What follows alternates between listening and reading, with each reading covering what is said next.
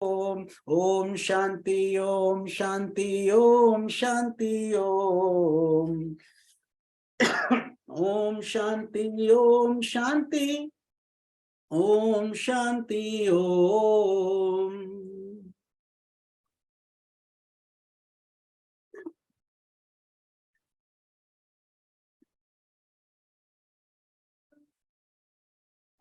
So let us continue our holy journey on this beautiful scripture that we are all studying together and understanding the deeper meanings also. Yoga Vashistha. It's a beautiful scripture, also known as Maha Ramayana. The teachings are given by Guruji Vasistha Muni. Vasistha Muni is the son of Lord Brahma himself, and he is guiding Lord Rama. Most people know the Ramayana, but not many know about Yoga Vasistha. So this is Vasistha Muni himself guiding Lord Rama, the journey to enlightenment. So today we will pick up section 99 and 100. Animals, birds, and countless beings strive for happiness. Last Friday, we had concluded section 98, the characteristics of enlightened sages. So from that, Lord Rama asked the question. He says, "O sage, we human beings have the ability to exercise our self-effort for the cessation of miseries. We as humans obviously are the most evolved of the species out of 8.4 million different types of species according to Sanatana Dharma. But then Lord Rama asks, but how do animals, birds, and other countless beings avoid pain and enjoy happiness?" Now remember, Lord Rama is an incarnation of God himself.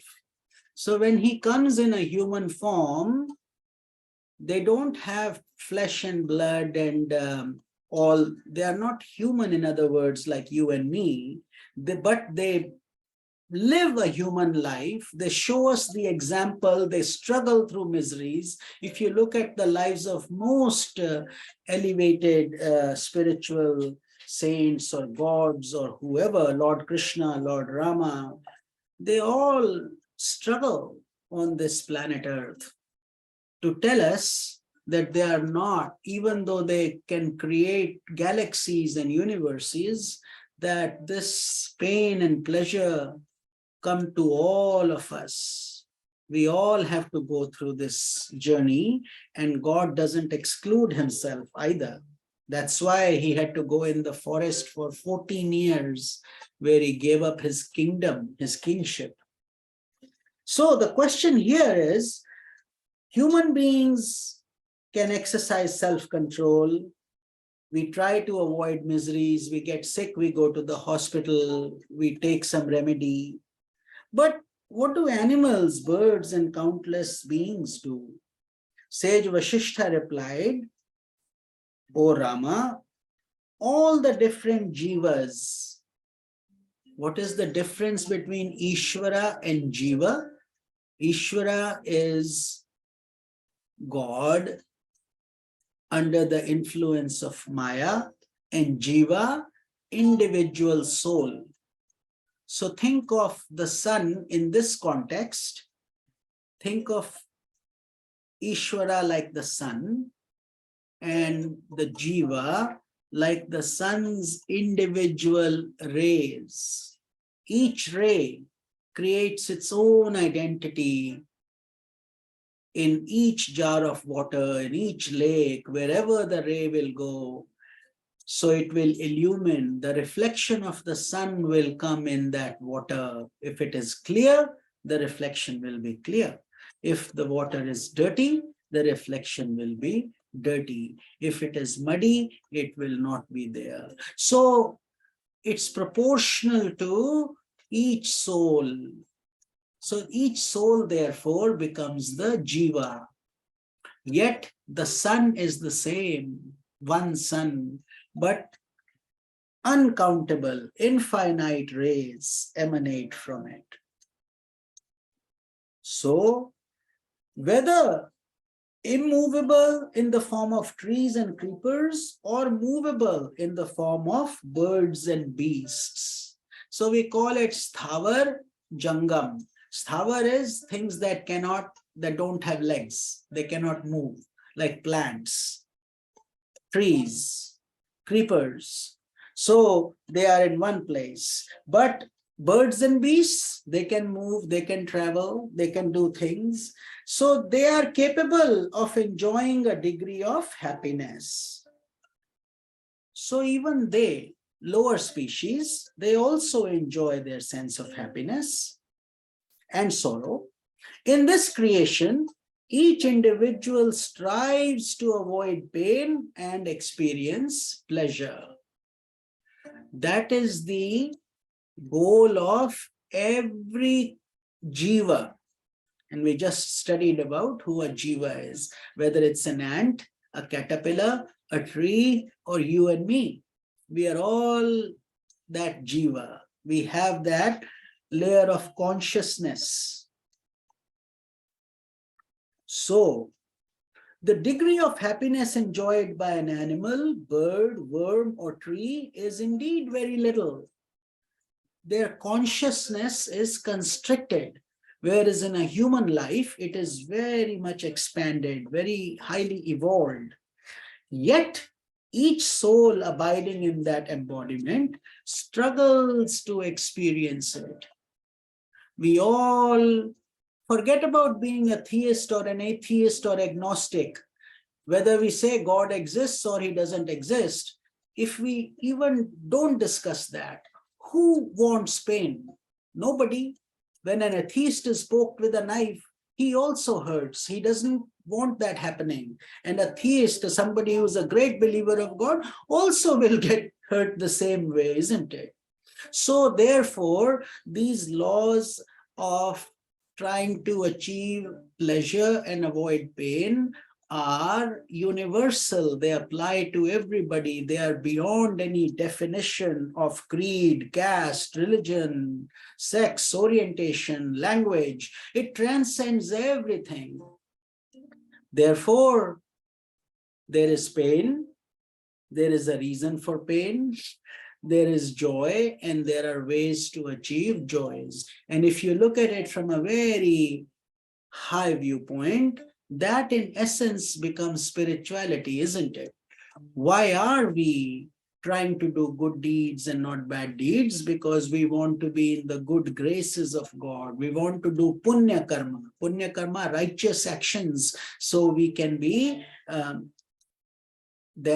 according to create good karmas, and according to good karmas, either get a better embodiment, or if we are so strong with our efforts that we propel and we get liberated. That propulsion is more like, just like they've launched the rocket that went to the moon. The laws of gravity don't apply once you cross that gravitational pull. And for everybody else, gravity does apply. So for liberation, we have to put in that kind of effort where God's grace melts down and we eventually succeed. It is not a difficult process. It's just a process of many embodiments and the journey itself and the divine grace. So therefore, we have to study these scriptures under guidance. The same scripture says, enlightenment is like walking on a sword, a razor-edged sword. On both sides are sharp edges. Either way we go, we can get cut. So we have to be very careful, is one side of the scripture. And the other angle of the scripture also says, enlightenment is as easy as plucking a flower. Like a child plucks the flower. It's as easy. So are the scriptures wrong? Are they lying? One of them is saying it's as easy as plucking a flower, and the other one is saying it's so difficult. And the fact is, they are profound and mystical, and they are both right, but they have to be learned with the proper vision and under proper guidance. So it's all a matter of purification. Shuddhikaran in Hindi we say, purification. Once we purify, then there is no difference. We become, man is made in the image of God. We are his shadow, and we then identify with him. But till that happens, we are always in misery, in pain, and thereby we are making the process more difficult, more complicated, more structured, and the more we try, the more we fail, because we are not looking at it the proper way. When you look at the world as real, you are saying the magic show is real, but it's not real. It's a magic show. Thereby, everything you are seeing is under a hypnotic view, isn't it? And that's what is important for us to understand. So, he says, each soul tries his level best, even an ant. Try this experiment. In front of an ant, you put in a salt, and then you put a sugar, a grain of sugar or a grain of salt. It has the intelligence to decipher the two, and it will go after the grain of sugar and also get all its other ants if it finds a good stock somewhere, and with great effort, they will carry it. Why are they doing it? To secure happiness, to feed their stomachs. In the pursuit of pleasure, human beings and animals are alike. We are not very much different. Darwin, what does he say? We were monkeys at one point in time. Huh? There are monkeys today also. In India, many of them. So, we are divine souls. We didn't just evolve like that. The objects that are seen as pleasurable by animals have little meaning to a human being. So each of us perceive our joy and sorrow in a different way. That's why we have so many likes and dislikes. I don't like this food, I like this food, I love that place, I hate that place. And no two people generally agree on everything. Yet animals take recourse to intense effort in acquiring their pleasures, and while doing so, are ready to face enormous obstacles. For the animals, just little joys, and they go through a lot of stress for that. Even the greatest of beings, see, Yoga Vashistha says, the greatest of beings is who? Our creator. In this case, it's Brahmaji, the creator who has the whole world for his body. Because he is our father, he created this whole creation. Therefore, he strives for his measure of happiness. Even he is striving for happiness. After every 100 years of Brahma, which is so big that it is in quintillions of years. How many zeros we cannot even fathom. And then even that ends, you see. It's not infinite, it's not perpetual bliss. It has got a cap to it, exponentially high, but nevertheless, it will come to an end. So even Brahmaji is striving for happiness. In the same way, every creature, even a minute worm, is striving for happiness. Whether we are a worm or a plant or a human being, our happiness levels vary, the intensity varies, but nevertheless, God's creation of pleasure and pain is transcending all souls. A little fly exists for only a short time, just a fraction of a day, and yet is intent upon acquiring objects of its pleasure every moment of its existence. Think about that for a minute. So to that fly, their life cycle is Just like for our humans, our life cycle is 100 years, ideally. Many of us don't get there. But for this fly, just a fraction of a day. And yet in that fraction of a day, she's going through her whole life cycle. Though its pleasures are nothing but tiny particles of matter, it remains unsatiated. And we as humans, with all the luxuries, all the big name, fame, houses, this, that, even then we are unsatiated. Day after day we sleep, day after day we get up, then we want to do something different. We try this, we find momentary pleasure only to be disappointed again and again and again. Because that is the cycle. It's the way the process is created also. So a human being is not much different from a fly. Sorry for this comparison. I know our egos want to think of ourselves as very big, very high, very mighty, that we can break the genes. We have gone to Mars, we have gone to the moon, we have done this, we have done that. But it is all in God's eyes. It's very little, like a mother enjoying her newborn baby, throwing tantrums, crying, feeling, and then yet the mother lovingly provides it with nourishing milk. That is how the process works. We are very blessed to have, whether you call it God, you call it divine energy, or whatever name that you may want to. Jesus, Ram, Krishna, Allah. All these are just names and forms that we attach ourselves to. But in the end, it all merges into Brahman, one cosmic consciousness that has created this vast universe. And yet man has not learned his lesson. He continues to prove his religion is superior, better, more advanced than others. And then how many fights, how many battles, how much ego. And this is all ignorance. Right there we can know that we are on the wrong path. See, history tells us, this is not me saying, this is history saying it. More people have died in the name of religion than all other reasons combined. Think about that for a minute.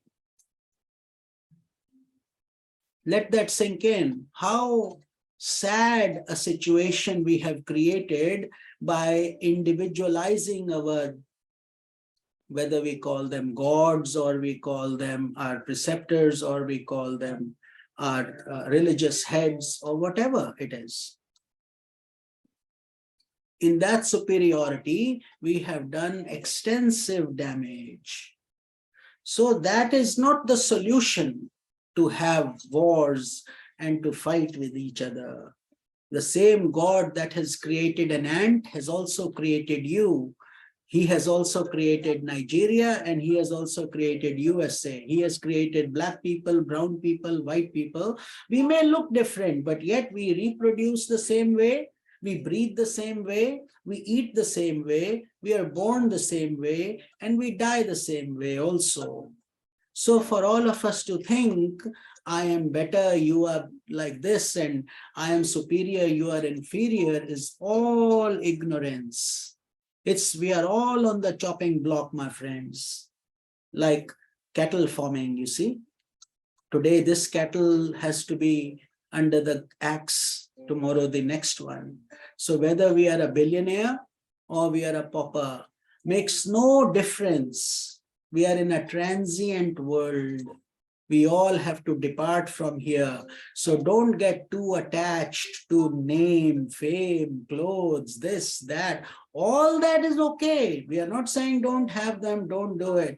But to be attached and to live a body-centric life is what we are cautioning against, because then we become two-legged animals. That's all we become. We are animals, all right, but we have not done what we could have done. The potential to attain liberation or mukti is only possible in this human body, which by God's intense and immense grace we have already received. So doesn't that mean that you have already done a lot of good things and you have achieved this status? And you must have done lot of punya to be listening to and attending to this satsang, where, because in this material world, very few people are pulled towards spirituality. But if there's a concert going on, people spend hundreds of dollars, take vacations, leaves, this, that, and want to go there. Like flies going to the moths going to the fire and getting consumed in it. I think a few months, when was that? There was so many people died in a concert due to suffocation, due to trampling over each other. So there is no end to misery in this world. Do you think they went to die there? No, nobody wants to die. They went to have fun. What did they get instead? So knowing the true happiness and bliss that the sages and saints have experienced, they want to share, but only few, very few people qualify, because most of the rest of the folks are watching the magic show. So a human being is not much different. He too struggles day and night and to acquire objects of pleasure and still remains unfulfilled as time passes by. So this is a practical experience, isn't it? You go back into your own life, you look at your desires, how many desires you have had over time, and when have they fulfilled you permanently? Has anything given you permanent happiness? So things we realize are not the same as they appear initially. Slowly things start to change. Animals and birds assert their ownership of the places they live in and guard their possessions, yet human beings surpass them in their idea of this is mine, that is not mine. See? Snake just goes into a hole and that becomes his home. For us, how many requirements we have, especially if we are getting one constructed or this, that. So this mine and not mine concept is very deep in us. Trees have very little waking consciousness. So what is Lord Ramas' question? Different levels of evolution. And don't think of this lightly. We have been through all these embodiments out of so much. Time is infinity, you see. There is no time bar on our Atma is eternal, and therefore our bodies keep changing, just like new movies keep coming, new shows keep coming, new serials keep coming. The screen and the projection of that light is the same, but the pictures keep changing. So what are these pictures? These are your bodies. So we will go up and down, and that is the essential experience, not just teachings of the Sanatana Dharma. These are the experience of sages and saints. Even Buddha went down and could see many of his past births. Now, seeing past births is by itself not a very big thing. Honestly, that's not going to help us in any way. What's going to help us is how do we get evolved? We have fallen into a pit. How do we come out? That should be the focus. And therefore, but to know the only reason why Buddha and so many saints and so many avatars have shared this experience is because they want us to know that human body is not guaranteed. Don't think because you have this now that you will continue to have it. in your next life and your next life. Generally, that is the case, provided you do good things, you lead a good ethical life, you don't hurt anybody, you make good money, and then you do your regular things, you do charity work, and you also lead a normal life, but you're also spiritual, you're good, which means you'll continue to evolve in that case. But if you have lived a life of greed, of selfishness, of family-centric only, not community-centric or world-centric, then you have created more of the karmas that resemble animals. Sometimes even animals are more sharing. Look at dogs. They give you unconditional love. They come and, lick you and do all that. So in some ways, these animals are now going through their papa karmas. Whatever got them into that embodiment, they are paying that debt and going towards evolution. They are increasing in order. They're simply spending some sentence time, if you will, just like people go to prison. Once their sentence is done, 3 months, 6 months, 5 years, whatever, then they come out. Much in the same way, these embodiments, lower embodiments, are given this minor rest, you can call it, or whatever, or punishment if you want to, for stunning us, and then we come eventually back. But there is a way out, as our Guruji says. You are the architect of your own destiny. So you are the architect. Question is, what do you want to build? Do you want to build a hut? Do you want to build a mansion? Do you not want to do anything and just keep on sleeping? You have the talent, but you don't want to do anything with it. So all these choices reside with you, and God will not come and force you to do anything. It has to come from within you. So trees, comparatively, have even little less consciousness compared to animals. They are mostly asleep. Insects, birds, and beasts experience waking, dream, and sleep just as humans do. So when we sleep, our bodies, what happens? Do you know that your body exists when you sleep? No, you forget about it, isn't it? You are on a bed, you are lying down, and then you go into your dream world. If you are lucky, you get deep sleep. Because in dream world also, your mind is working. You are seeing lights, you're hearing sounds. Light from where? Have you ever wondered that? Where is that light coming from? Your eyes are closed. The room is dark. You're sleeping. So that is the light of your consciousness that reflects more when you are in that sleep state. But when we sleep and a mosquito sleeps, sorry to burst the bubble, there is no difference between the mosquito and a human being. At that point in time when they are both sleeping, they are both not aware of their bodies, they are both connected in their astral body. They are no longer in their physical body. So they are connected to God and through that Maya, that Mayic plan. So therefore, humility, compassion, knowing that all these creatures, plants, trees, they are very similar to us, just less evolved. That's the only difference. Each wishes to stay alive. None wants to die. See, even a spider would try to run and save its life, isn't it? Therefore, ahimsa means non-violence, has a very high role in Sanatana Dharma, in spirituality. Why? Forget about all the other reasons. It's basically about connectedness.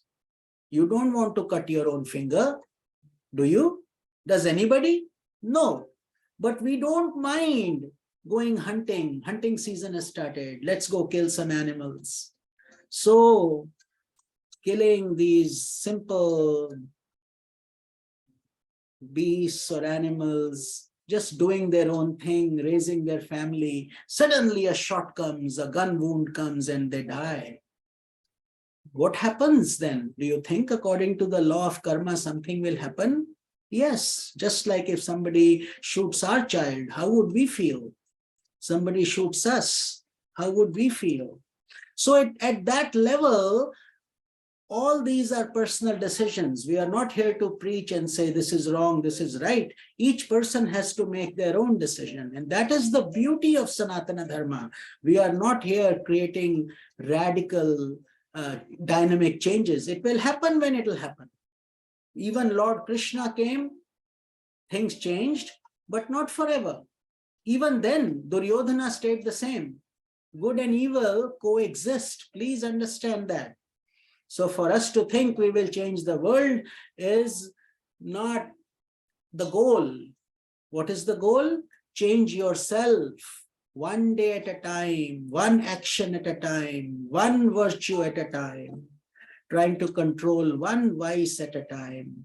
That is the highest sadhana. God is pleased when we do that. He doesn't care about big movements, big name, big fame, big radical things. If you have the potential, the skill, the money, the resources, go ahead, no problem. But to get stuck in that I did this, I created this, I am the founder of this, I am the CEO of this, is where we get into the trap, you see. Of these countless embodiments, we just proved a sleeping mosquito and a sleeping human being, same identical experience, except when we wake up. The minute we wake up, a mosquito buzzes away and flies away, and we wake up and we start planning our day. What's going to happen today? Only a human can exercise that special effort by which the soul may be led to liberation. This faculty that you have is what makes you human. Your understanding, buddhi, the skill, the ability to realize good from bad, right from wrong, ethical from unethical, and to know that this body is a blessing. So therefore you try to do whatever is possible to make this human body a living temple. So, O Rama, in reality, all this is nothing but Brahman. See, initially you treat it as a unknown value of x, like the teachers in mathematics. You're trying to find something, you say, assume x equals this, isn't it? Much in the same way, you are assuming that we are Brahman, but it will take a long time for us to actually experience it, realize it, but that is the journey itself. Just as a rock does not permit multiplicity within itself, in the same way, there is no multiplicity in Brahman. Brahman is ever the same. This world is like a dream, you see, and the objects of the world are illusory in nature. This concept is very difficult for many people to understand. When we say things are illusory in nature, most people are trying to really get stuck with the word illusion. They say, well, I can see things, I can feel things. Yes, that is your dream. Just like in your dream, you can see things and feel things. But in reality, there is nothing that is really there. So this world is just like a dream. The minute we wake up is when we are called enlightened from the world process. But till then, we are as if sleeping. The objects of the world are illusory in nature. Nothing is mine or thine. What does that mean? That all this is Maya, illusion. And that is the beautiful, significant contribution of Vedanta. The concluding portion of the Vedas, the wisdom, is that Nothing exists. Just like your sleep is real, and when you wake up, it becomes unreal. Much in the same way, your world experience is real till you wake up with enlightenment, and then it will become unreal. So therefore, there is no dispute. All we can say is it is undescribable, anivarchaniya.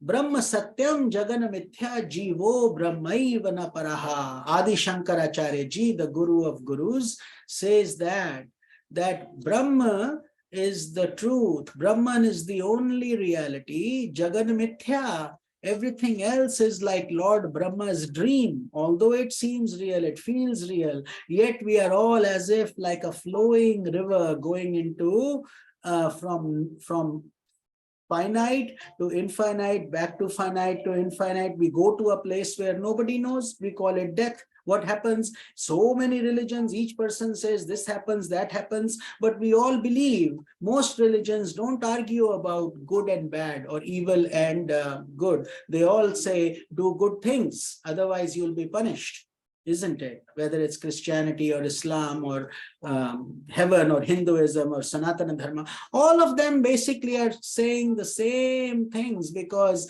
if a religion teaches you to do bad things, we cannot call it a religion. But yet, humans interpret it differently.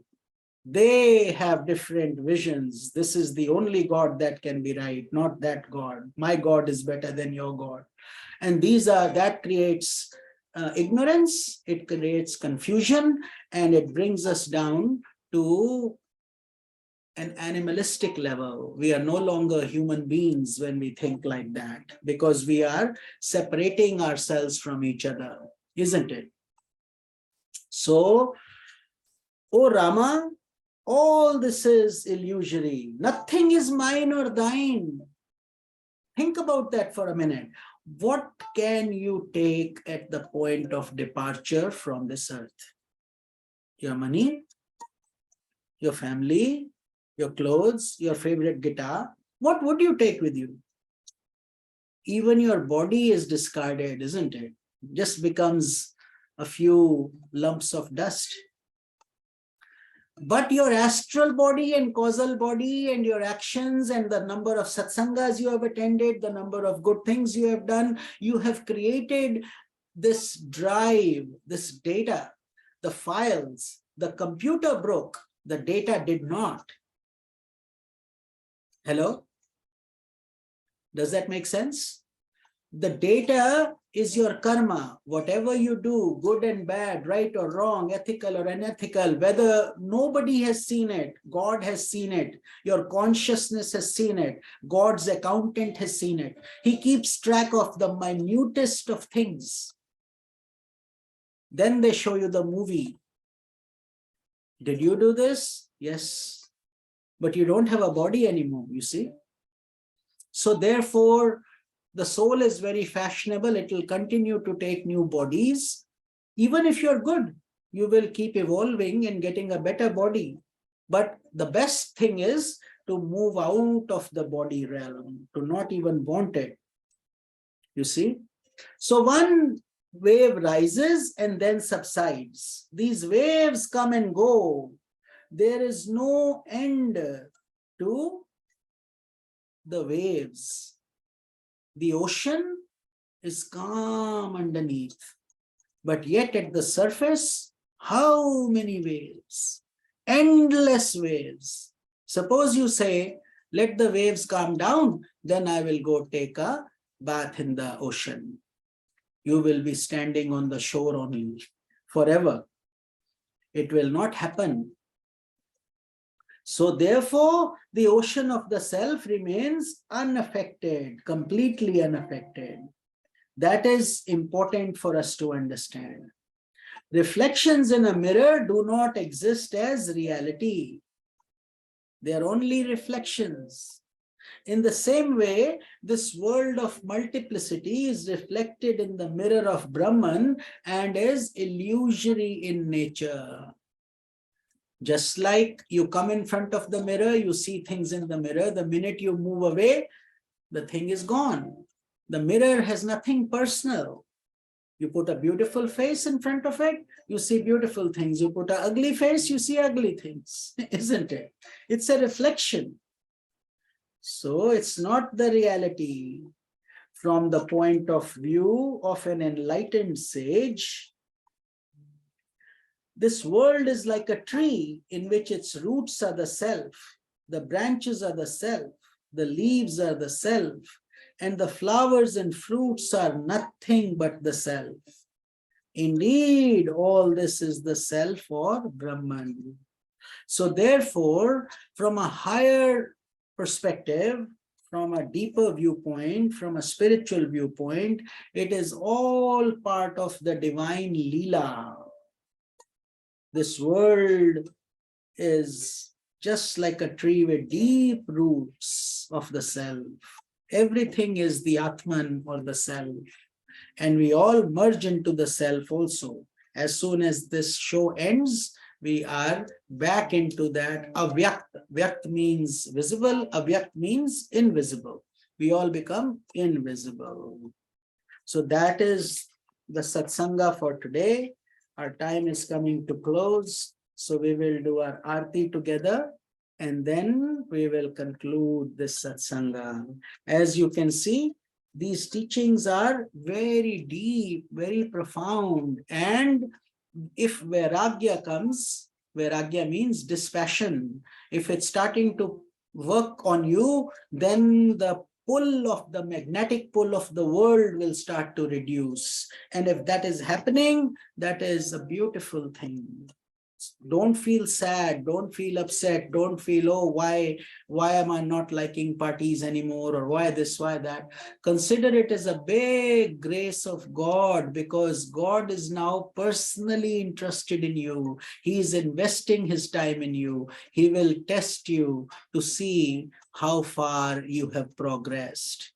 And that should be welcome for all sincere aspirants. If we are sincere aspirants, this should all be progressive. It should be a progressive movement.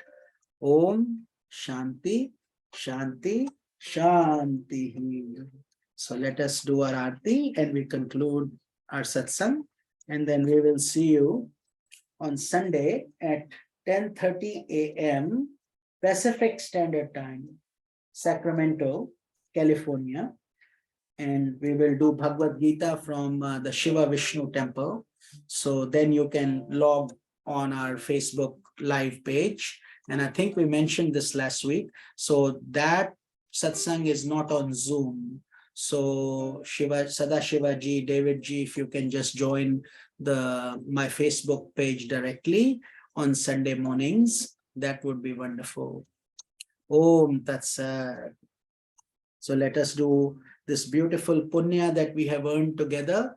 May it help heal humanity, heal people that are hurting, that are unemployed, that are sick, that are in pain, and may their pain be relieved by our common joint prayers and our satsanga. And may the satsanga also heal each of you, benefit each of you, give you strength, wisdom, vitality, happiness, and all that you aspire for. So let us do our arti together. Jai Jai Arati Vigna Vinayak Shri Ganesha. Jai Jai Arati Subramanya Kartikeya. Jai Jai Arati Venugopala Venulola Papa Vidura Navnita Chora. Jai Jai Arati Venkateramana Sankat Harana Sitarama Radhe Shama. Jai Jai Arati Gauri Manohar Manohar Bhavani Shankar Samba Sada Shiva Uma Maheshwar Jai Jai Arati Raja Rajeshwari Raja Rajeshwari Tripura Sundari Mahakali Mahalakshmi Mahasaraswati Mahashakti Jai Jai Arati Anjaneya Anjaneya Hanumanta Jai Jai Arati Dattatreya Dattatreya Trimurti Avatara Jai Jai Arati Shaineshwaraya Shaineshwaraya Bhaskaraya Jai Jai Arati Sadguru Natha Sadguru Natha Shivananda Sadguru Natha Jyotirmayananda Jai Jai Arati Vigna Vinayaka Na Tatra Suryo Bhati Na Chandra Tarakam Nema Vidyato Bhati Kuto Yam Agnihi Tameva Bhantam Anubhati Sarvam Tasya Bhasa Sarvamidam Vibhati Om Shanti Shanti Shanti Om Karcharana Kritam Va Kayajam Karmajam Va Shravana Nayanajam Va Manasam Va Paradham Vihitam Vihitam Va Sarvametakshmasva Jai Jai Karunabdhe Shri Mahadev Shambho Jai Jai Karunabdhe Shri Mahadev Shambho Jai Jai Karunabdhe Shri Mahadev Shambho Samasta Loka Sukhino Bhavantu Om Shanti Shanti Shanti. So Hari Om Tat Sat to all of you who are attending live. Blessings to Yogini ji, Sushma ji, Manishi ji. So good to see you today. I hope you can be more regular on this every Friday evening. We do Swami Jyotirmayananda ji's Yoga Vashistha session, and on Sundays we do Bhagavad Gita. So I know you are in India, so your timing may be off, but whenever you can, you are most welcome. Yogini ji, so good to see your constant efforts and comments, and Sadashiva ji and David ji, all of you, God bless you, and many people who will listen to this later. If any of you have any questions or comments, please feel free to contact us. We are all one spiritual family walking on this holy journey together, and the goal is to realize our true essential nature in this very life. So divine blessings to all of you. Mark David ji, since he has joined us on Zoom, he has asked a question. What is the best English translation of the Yoga Vashistha? I have the version of Swami Venkateshananda. So Mark ji, is this the same Venkateshananda ji from Divine Life Society? That's the first question, and he is a Swami. Oh, okay, you answered yes very quickly. Thank you. So if he is, he is also Swamiji's Guru Bhai, Swami Jyotirmayananda ji's Guru Bhai, and they both, when they were young kids, they both worked under their Guru, Swami Shivananda ji, and both of them are enlightened sages. So you are clearly being guided properly by reading Venkateshananda ji's Yoga Vashistha. I didn't even know that he had done that, which is wonderful. But we are currently using Swami Jyotirmayananda ji's edition, and you can see this one. I think we showed that there are two such editions. This is book number 2. There is another book, book 1. Actually, it was originally in 6 volumes, but they were kind of, people wanted it all in one spot. So this is a fairly thick book. The other one is also the same size, and I personally am using this one, and I find it very enlightening. So if you will, that will be wonderful. And again, this teaching is, these teachings are mystical and deep. So you are being wonderful. I'm so happy to know that you will be ordering this one also. And Swamiji has got a lot of material. You can go to yrf.org. So it's yrfyoung.org. I'll type it in so you can see it. And then you can order most of his books or anything. Swamiji has written about everything. And so our role for Swami Lalita Priyananda ji and myself is to now take that essential teachings, these deep nectarine teachings, and try to apply them in our lives, and also share it with everybody, and also create an environment where we take these, because these teachings are really all Vedanta and different teachers interpret it, but the truth should always be the same. It should always, thank you Yogini ji, you have also written that website here in Facebook. So God bless you all.